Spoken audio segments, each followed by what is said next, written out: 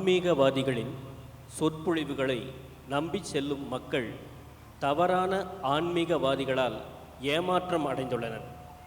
இனி யாரைத்தான் நம்புவது என்று மனதளவில் குழப்பமடைந்துள்ளனர். நல்ல ஆன்மீகவாதியை எப்படி தேர்ந்தெடுப்பது? என்ன கேள்வியே இவ்வளோ பாப்புலரா இது?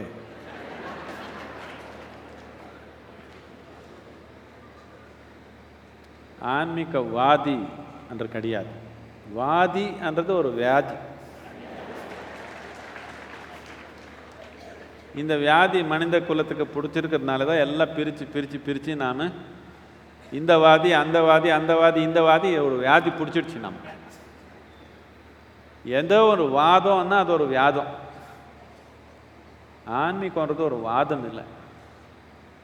நீங்கள் உயிரோடு இருக்கிறது உண்மையா? ஒன்றும் பேச மாட்டீங்க. இருக்கிறது தானே, உயிரோடு இருக்கிறது தானே, உண்மை தானே இது. நீங்கள் உயிரோடு இருக்கிறது உண்மை.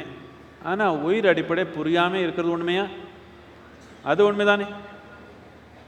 உயிர் அடிப்படை புரியாமல், உயிருடைய தன்மை புரியாமல் இந்த உயிர் நடத்தி வந்தால் நீங்கள் தற்செயலாக நடத்திக்கிறீங்களா இல்லை வெளிப்புறமாக நடத்திக்க முடியுமா? தற்செயலாக தான் நடக்கும். தற்செயலாக வாழ்க்கை நடந்தால், இந்த உயிர் தற்செயலாக நடந்தால் பயம், பதற்றம் இதெல்லாமே இயற்கை தானே, இயற்கை தானே. இப்போது நீங்கள் ஏதோ நிறைய பேர் நல்லா படிச்சிருக்கீங்க, உங்களுக்கு எக்ஸாம் வந்துடுச்சு. நீங்கள் உங்கள் வயதில் இருக்கிறப்போ நீங்கள் அந்த காலேஜில் அந்த பசங்களோ பொண்ணுங்களோ நீங்கள் அங்கே போய் அங்கே ரோட்டில் நிற்கிறீங்க, பேசிக்கிறீங்க, ஏதோ பண்ணிக்கிறீங்க, அங்கே ஒரு கிளப்பு நடக்குது. எக்ஸாம் வந்துடுச்சுன்னா நீங்கள் அங்கே போகல. ஆனால் அங்கே ஒரு 4 பேர் இருப்பாங்க. எக்ஸாம் வந்தாலே டெடிக்கேட்டட் பீப்புள் இருப்பாங்க. அவர் அங்கேயே இருப்பாங்களா இல்லையா? அவர் இப்போ கூட அங்கேயே இருக்கிறாங்க வீதி பக்கத்தில். நீங்கள் எக்ஸாம் வந்துடுச்சு, கிளப்புக்கு போகல. அப்போ அவர் என்ன நினச்சாங்கன்னா, அவன் எல்லாம் விட்டுட்டான், தியாகம் பண்ணிட்டாங்க, எல்லாமே விட்டுட்டாங்க, போய் எங்கேயோ ஆள் தெரியாது, சும்மா புத்தகம் படிச்சுக்கிறான், எல்லாமே விட்டுட்டான், எல்லா இன்பங்கள் எல்லாமே விட்டுட்டான் நினச்சிக்கிறாங்க அவர். ஆனால் நீங்கள் அப்போ விட்டதுனால தான் நீங்கள் இப்போ இருக்கிற நிலையில் இருக்கிறீங்க. இல்லைன்னா அங்கேயே இருந்திருப்பீங்க வீதி பக்கத்தில். அப்படி தானே?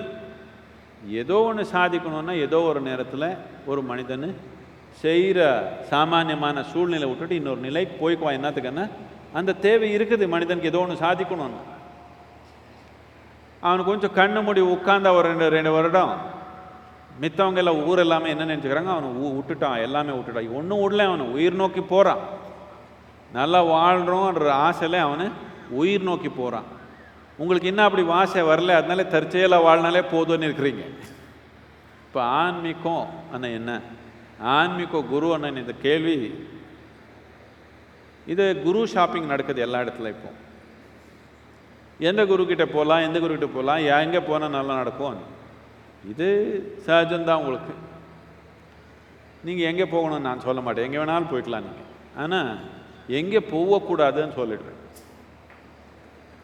எங்கே போகக்கூடாதுன்னா ஆன்மீக குருன்னா அடிப்படையான ஒரு வழிகாட்டி. நீங்கள் எந்த பாதையில் இன்னும் நடக்கலையோ நீங்கள் அது அவனை நடந்து வந்திருக்கிறான்.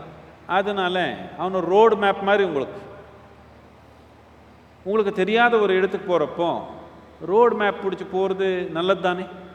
இல்லைன்னா பக்கத்தில் இருக்கிறதுக்கே சுற்றி நாம் வாழ்க்கை போயிடும். அதனால அந்த வழிகாட்டி கேட்குறோம். ஆனால் இப்போ என்ன ஆயிடுச்சுன்னா, குரு அண்ணன் யாரோ சொல்கிறாங்க, நான் காற்றில் இந்த தங்கம் எடுக்கிறேன்னு சொல்கிறாங்க.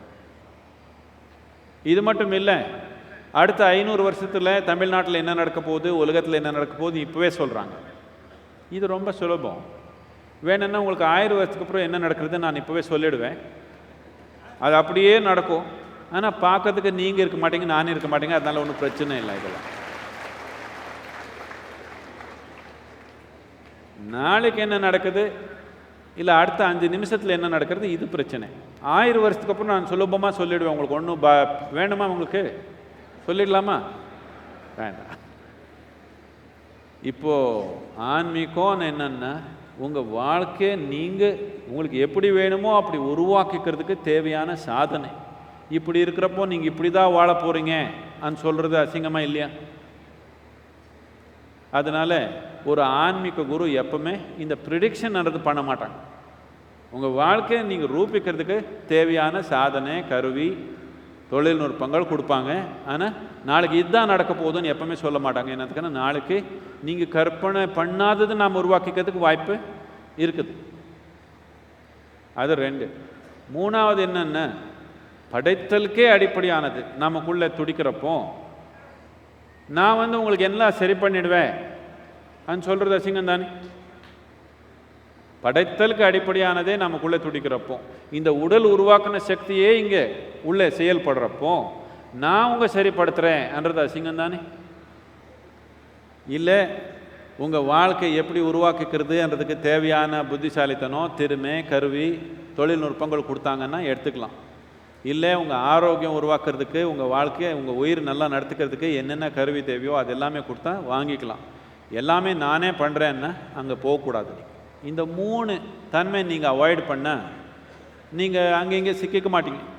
நீங்கள் ஒரு கூடை மாம்பழம் வாங்கினீங்கன்னு வச்சுக்கிங்க. வீட்டுக்கு எடுத்து வந்தால் அதில் ஒரு மாம்பழம் கெட்டு போச்சு, உங்களுக்கு தெரியல, எடுத்து வாயில் போட்டிங்க, கசிப்பு அசிங்கமாகிடுச்சு.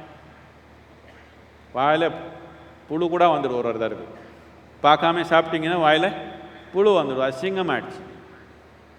அப்போ என்ன பண்ணுறது? மாம்பழம் சாப்பிடுறதே விட்டுடலாமா? இல்லை, அடுத்த தடவை வீட்டுக்கு மாம்பழம் வந்தால் கொஞ்சம் எடுத்து நல்லா பார்த்து அதுக்கப்புறம் சாப்பிடணும். அப்படியும் நமக்கு தெரியலன்னா கொஞ்சம் வெட்டி பார்த்து சாப்பிடணும். அவ்வளோதானே பண்ணணும். அதுதான் பண்ணிக்கணும்.